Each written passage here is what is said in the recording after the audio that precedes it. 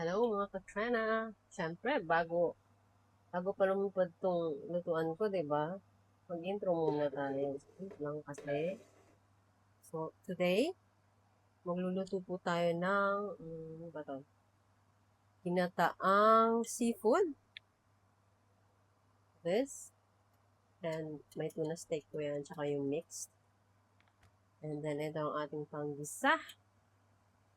Sibuyas, sili, and meron tayong garlic mince. And dalawa netong delatang langka. And meron tayong gata. O, di ba? Frozen yan. Binili ko pa yan sa kabayan store. Anyway, yan ang ating tira-tirang, tawag dyan? Oil. Kahapon. Let me take out yung garlic. Yeah. Ito pong garlic natin. I'm sure you've seen it before. Manood kasi kayo ng mga video ko. Tsaka huwag lang kayong manood. Alam niyo yun. Like and subscribe din kayo. Again, hello mga katrana. So, let's start by... Hindi siya lumakas yung apoy. Wala pa ng apoy. Parang tanga. Anyways,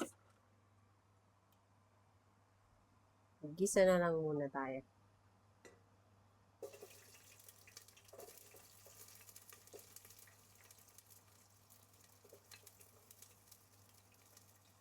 First time ko magluto ng diretso dito sa lutuan na to. Hindi to sa akin, kaya mas madumi. Ha! Hindi siya sa akin. Dati siyang nakatira dito. Sa flat. So, hindi ko sa tinapon kasi parang magagamit ko pa naman. Yan. And this.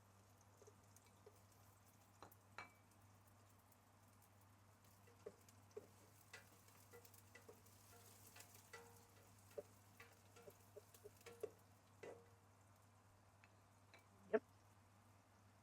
Kayaan natin siya mag-mantika. Catering, di ba? Ito pong tuna steak. Sa may vacuum sealed din siya galing. Ganito siya. Sa Asda. Tapos nakita ko to. Di ba? Kasi yung gata, gusto ko lang siyang gamitin para magka-space sa freezer. Galing pa siya sa previous kong flat bahay. Let's go and na natin yung isda.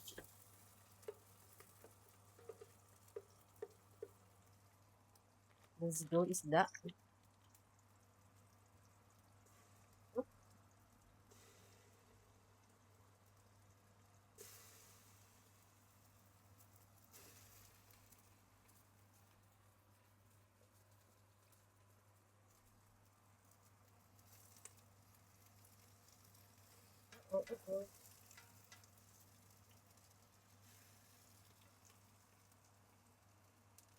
Oh.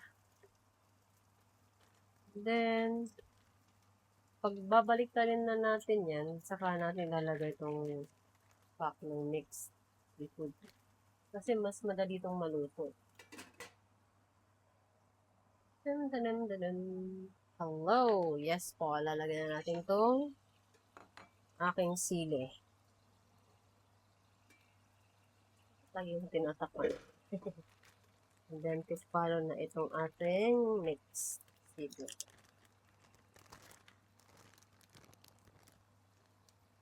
Pusin ko.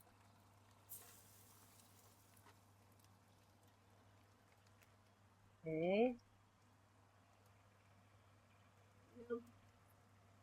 So, lagyan na natin ng paminta.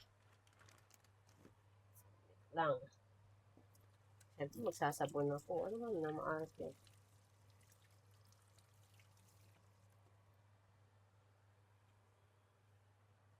Ganda. Wow.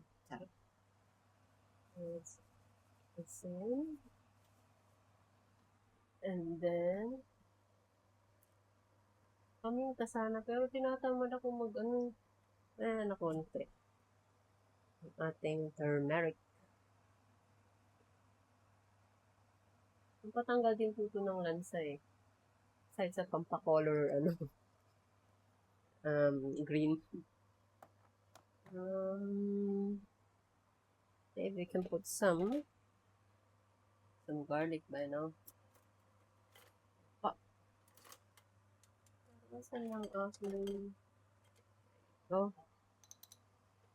garlic. 1, 2. Ayan. I'll just keep this here kasi kailangan pa natin later. And then, sige, konti na ito. Tingnan natin.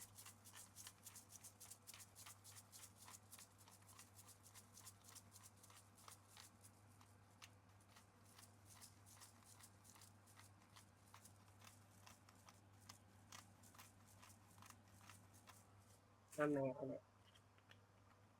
And then, mix ko na ba? Mix ko na, no? Para mga halo nga naman yung nalagay ko.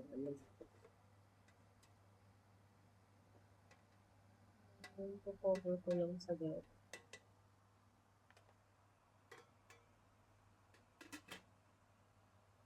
And good luck dito sa gata. Lagay ko muna yung ano ba? Ano itsura? Sarap na ba?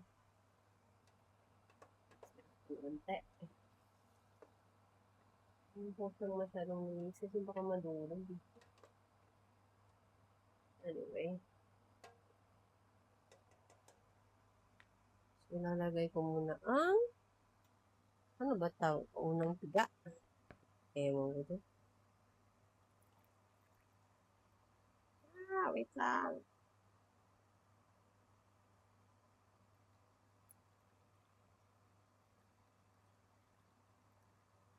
Wow.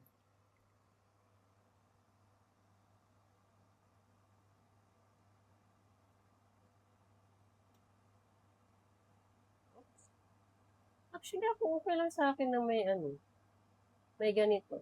May grated sa loob. Ay, sarap nga eh. Uso kasing ganito na pinipiga nga, hindi nga sinasabi. Nakikiano lang, nakiki-type lang. Tapos dito, may gagawin tayo dito mamaya. Abangan nyo sa next video.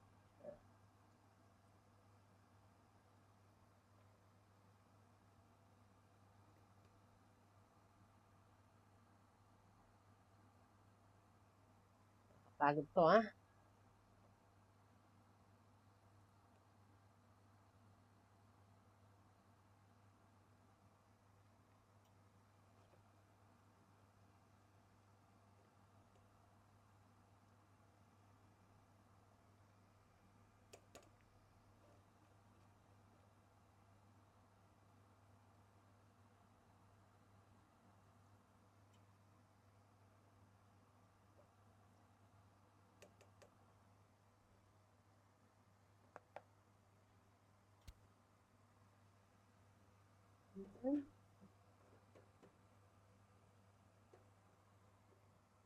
Paboil pa natin with that Yes!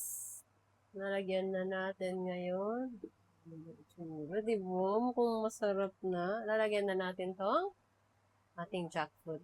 Hindi ko na ikakat. Iyan mo na. Drainain ko lang ng tubig. In water naman siya. Hindi naman siya in brine ba yan? In water yan, ha?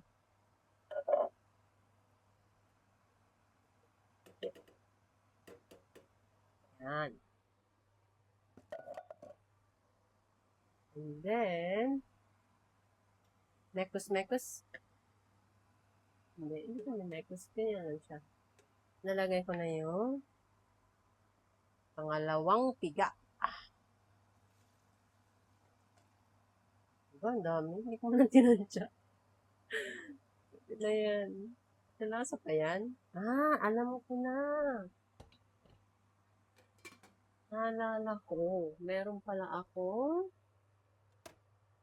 shrimp broth cube. Tadaan! All the way from the Philippines. Lagyan natin hanggang boil na.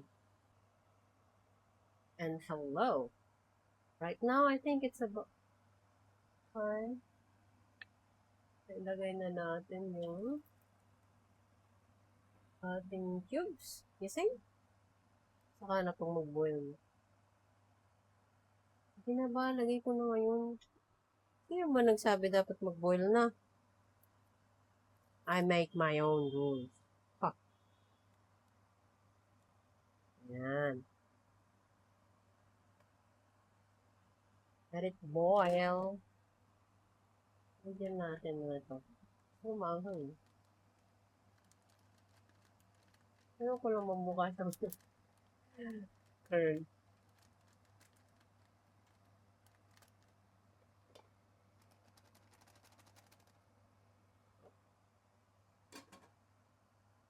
Basta. Hindi ko hinalang, o, diba?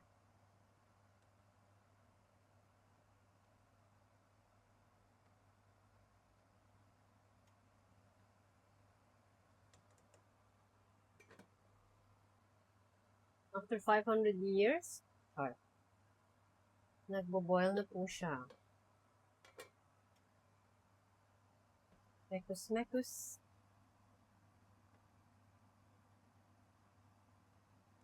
Hindi pa siya tinikman.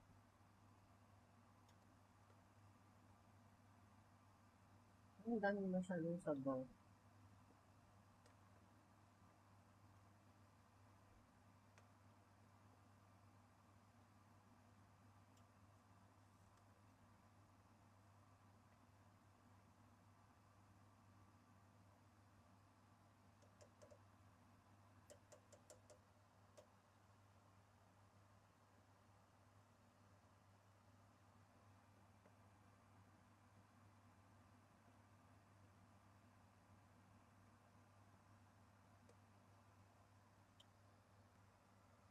Ayan.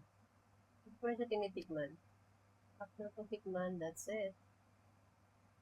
May ulam na tayo sa duty. There you go. Ito na ako.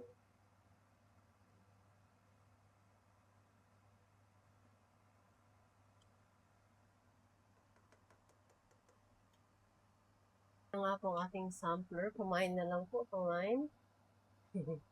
Ginataang langka with mixed seafood. Sarap. Sarap.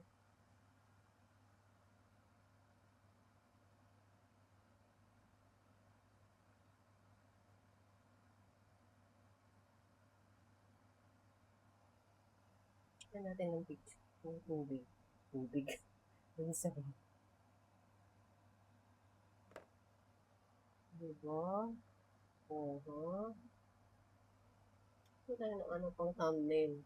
Oh.